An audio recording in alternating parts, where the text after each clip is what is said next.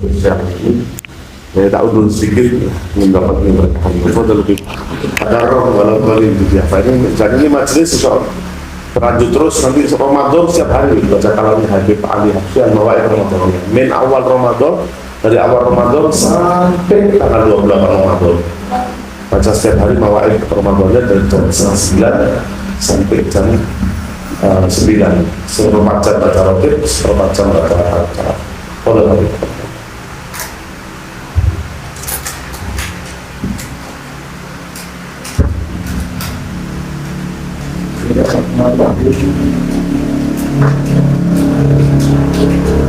Bismillahirrahmanirrahim.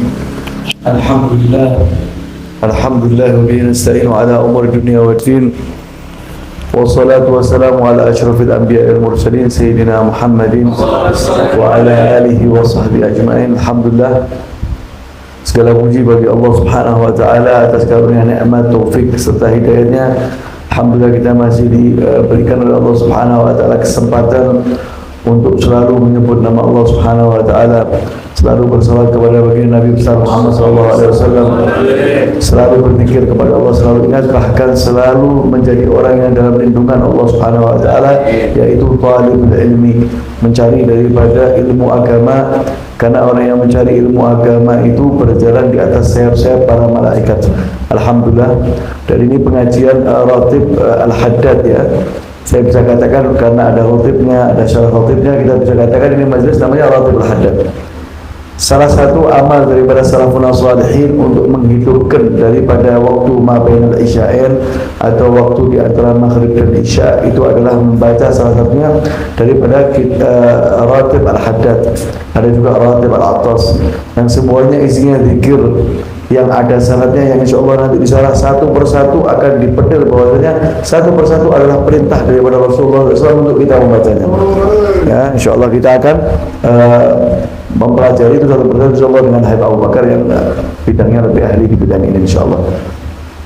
Dan juga dikatakan di sini ahya bainal maghrib wal isya ini waktu yang sangat mulia ya, waktu yang sangat agung, yang sangat betul-betul salafun shalihin ini tidak keluar dari rumah, bahkan memerintahkan anak dan keluarganya untuk duduk bersama menghidupkannya daripada keistimewaan waktu. Bahkan kalau tidak salah ya Abdullah bin Abu Bakar Idrus Al-Akbar dikatakan kalau hidup di akhirat ini seperti keadaan kita di bainal maghrib wal isya la fi aisyun thayyib.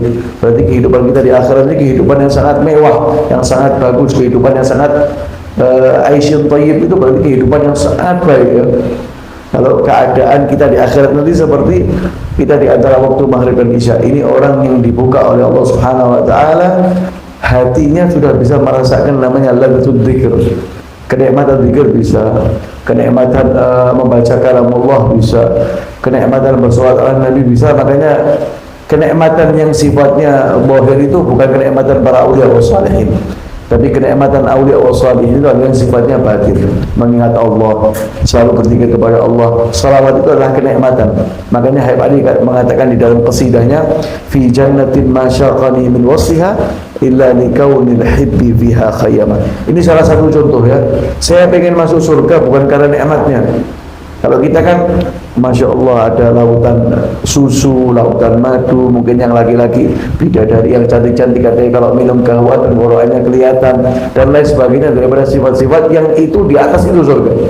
Tapi aulia shalihin karena ada Rasulullah SAW.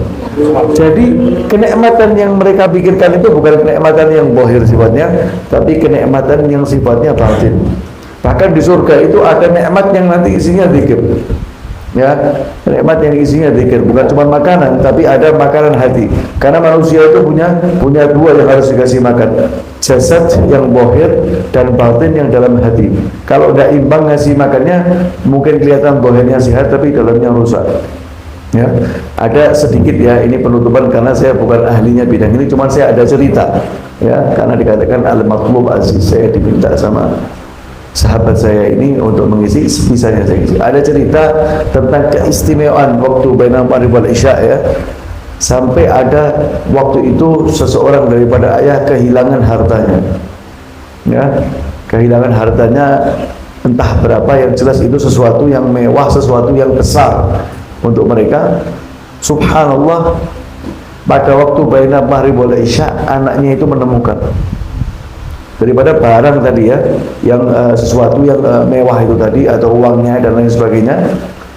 Setelah itu karena bahagianya sang anak itu langsung pergi ke masjid untuk mengabarkan orang tuanya bahwasanya harta yang kehilangan punya kita itu ketemu. Sesampainya di masjid ketemu sama orang tuanya. Begitu ketemu sama orang tuanya, alhamdulillah ayah, ini barang sudah saya temukan. Kira-kira kalau kita punya barang, masalah kita punya uang 100 juta hilang, kita dikabari anak kita habis maghrib, alhamdulillah, mungkin pulang ke rumah ngecek langsung hitung betul tak ketemu 100 juta atau ada yang kelong. Tapi ini orang yang diberikan oleh Allah Subhanahu wa ta'ala di dalam hatinya, di dalam dirinya pengetahuan tentang keistimewaan waktu baina maghrib wal isya yang dikatakan tidak ada apa-apanya, dunia bersama isinya semua. Kalau orang tahu hakikatnya waktu baina maghrib wal isya, pada waktu dikabarkan itu anaknya diusir dari rumah.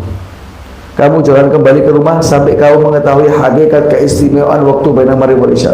Bahkan ayah mengatakan kamu tidak punya waktu lain untuk mengabariku selain waktu ini. Nah, akhirnya diusir dari itu. Karena apa? Karena sebab dia tidak mengetahui daripada keistimewaan waktu baina maghrib wal isya. Alhamdulillah kita sama salaf kita sudah diaturkan ya. Ringan ya, gampang. Ayo kalau maghrib wal isya hizib barengan orang 8, orang 5 ya. Dapat 1 juz baca rotib. Tidak terasa. Kalau orang dulu mujahadatnya lebih dari itu. Kita dikasih yang ringan-ringan aja karena kita tahu ya, umat akhir zaman ini kalau dikasih yang panjang-panjang nggak mau ya. Percuma. Kalau kita ceramahnya panjang juga, insya Allah 5 menit masuk, yang 50 menit wassalam. Sudah tidak ada lagi. Begitu pula salaf ini meletakkan kepada kita sesuatu yang ringan ya. Karena dikatakan ad-dinu yusr wa lan yushaddu dina illa ghalaba. Agama Islam itu sebetulnya mudah ya. Sedikit waktu kita untuk ingat sama Allah. Nanti sedikit lagi kalau kita zuhur ingat sama Allah, sedikit lagi kalau asar ingat sama Allah, sedikit lagi kalau sedikit aja cukup ya. Ya, makanya kalau perintah di malam hari untuk sholat ya, perintah walau hatta galilan minal lail, kita disuruh berdiri. Kapan? Ya 15 menit sebelum adzan subuh bangun, dapat duha terus adzan subuh selesai. Nah, wa minal laili fatahajjad bihi nafilatan. Asa an yab'atsahu Allahu maqaman mahmud. Dengan sedikit kita dapat maqam mahmud, maqam yang tinggi di sisi Allah Subhanahu wa ta'ala. Insyaallah dengan adanya majlis ini memberikan manfaat kepada kita ya, memberikan manfaat kepada keluarga kita, memberikan manfaat kepada anak-anak kita, memberikan manfaat kepada keluarga kita, sehingga insyaallah bekas-bekas daripada apa yang kita lakukan ini, atar-atar daripada ini terus ke cucu-cucu kita ya, bisa mengalir ke cucu-cucu kita, dilindungi oleh Allah Subhanahu wa ta'ala. Karena apa? Karena kesolehan daripada orang tuanya ya. Sedikit juga dikatakan ya, waktu harta yang dilindungi oleh Allah Subhanahu wa ta'ala dengan Nabi Khidir, di Nabi Khidir itu di Al-Quran dikatakan apa? Wa kana abuhuma shalihan. Ya, itu dikatakan yang soleh itu adalah kakeknya yang ketujuh dari ibu. Ada riwayat, ada yang mengatakan dari abahnya. Jadi kalau kita orang soleh, insya Allah 7 keturunan kita dilindungi Allah Subhanahu wa ta'ala ya. Amin Allahumma amin. Rabbana atina fid dunya hasanah wa fil akhirati hasanah wa qina adzabannar.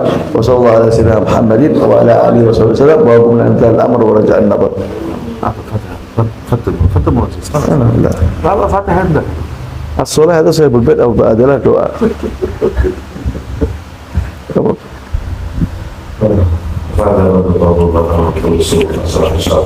باتنا وعلى قوة صالحة إلى سيدنا وحبيبنا وشفيئنا رسول الله محمد بن عبد الله وعلى أصحابه أزواجه وذريته وآل بيته ثم سيدنا المهاجر اللهم صل وسلم سيدنا العظام الفقيه المقدم محمد بن علي بعلوي وأصول المفروض مدرب عليهم أجمعين خصوصا إلى روح سيدنا الإمام أبي بكر بن عبد الله العطاس ثم إلى روح الحبيب علي محمد الحبشي وجميع أولياءه وذرياته خصوصا إلى الحبيب علوي وإخوانه وأخواته ثم إلى روح الحبيب وأولاده خصوصا إلى روح الحبيب محمد أنيس بن علوي بن علي محمد الحبشي وأخيه أحمد بن علوي بن علي محمد الحبشي وجميع